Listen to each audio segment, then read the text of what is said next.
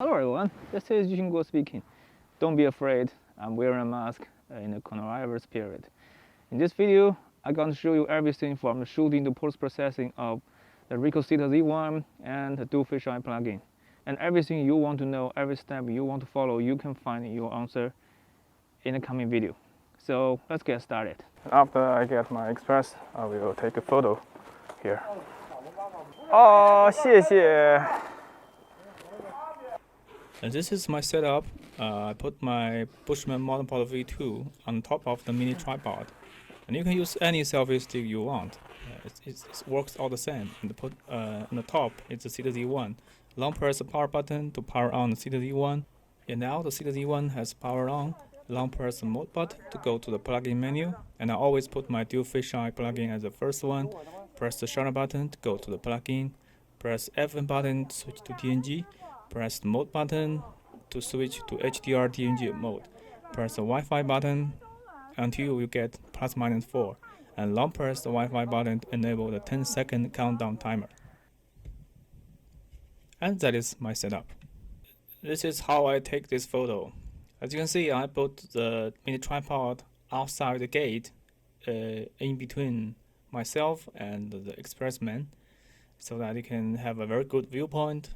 To minimize the stitching effects, to put the orientation to the left and right, to put the front lens towards myself, as you can see in the video. And to begin shooting, just press the shutter button. Press set, we start a 10-second countdown.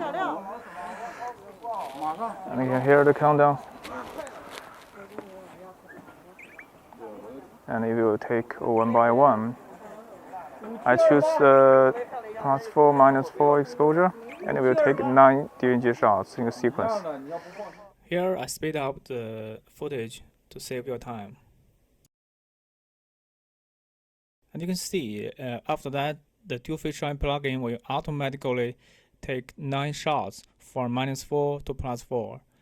And the reference image will be the EV01, which is a 5th image. It's processing 9 of the images. Then we'll stack the 9 DNG shots together into a 16-bit HDR DNG file. And that is all the shooting process of this shot. And then I will show some post-processing in my computer. Well, the shooting is automatically done. You don't have to do anything. Just remember to turn on the timer. Yes, and that's it. And next, we're going to the post-processing section. Okay, let's go to the post-processing workflow. First, I have copied and pasted this is HDR DNG. You can see that. This is HDR DNG, and this is the original DNG generated by the Z1 camera. Next up, you can drag and drop directly to the Lightroom and import to your category. An HDR image, you can color correct because it is a 16-bit HDR DNG file. So normally I would first choose auto because I want to do the Lightroom to everything for me. And you can see I was vlogging with my mirrorless camera. And I think it's way too dark, so I raise the exposure a little bit and burn back the highlight, and you can compare this, a huge improvement before and after, right? Everything works really well, and this image has almost have no noise, and everything is people moving around, but it's deghosted. And sometimes you can see a little bit of noise because it's way too dark in the evening, so you can add a little bit more luminous noise. Be careful with this area. Add a little bit. Yeah, but I think it's overcooked. Make it less. Yeah, I think it's okay. And you can see this is before, this is after. That is the magic of the 16-bit HDR DNG file. And I have to say that this DNG file was generated inside the Z1 camera with the Dualfisheye plugin. So it works like magic, right? Right click and hit the edit in, and you can choose the RICOH THETA Z1 and edit a copy with Lightroom adjustment, and then the Lightroom will export this DNG file as a TIFF and put the TIFF file into the RICOH THETA Z1. Because we have an official DNG file in the same folder, so the RICOH THETA Z1 will definitely work very well. And you can enable the grid line, or you can choose the center, which one. Choose this angle because I'm in the middle of the frame. I want to put in my head in the middle of the line, and click on OK. And the RICOH THETA Z1 will stitch the photo for us. And now you get a very good looking the panorama. And after that, you can edit in the Photoshop CC, edit original, and use my method to correct the color fringing.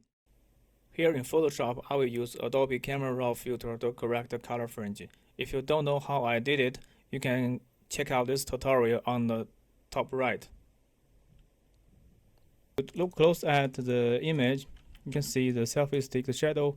You can use the clone stamp tools to correct the areas and make some nadir patch, and then you can share yourself as your friends. And that's all for the post-processing. I hope it will help.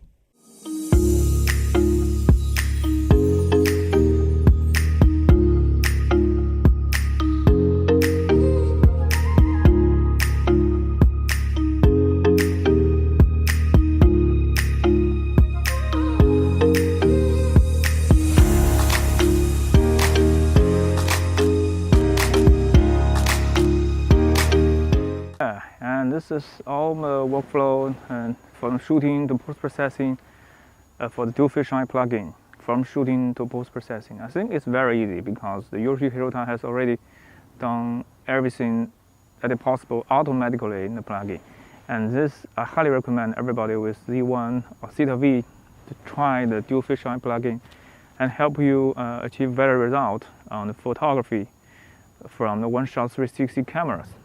Yeah, that's all for this tutorial of the Dualfisheye plugin from the shooting to post-processing. I hope this video is helpful, and if you like it, please thumb up, subscribe, and hit notification bell. I would like to share more of my post-processing and photography knowledge with you in the next video. Thanks everybody, bye.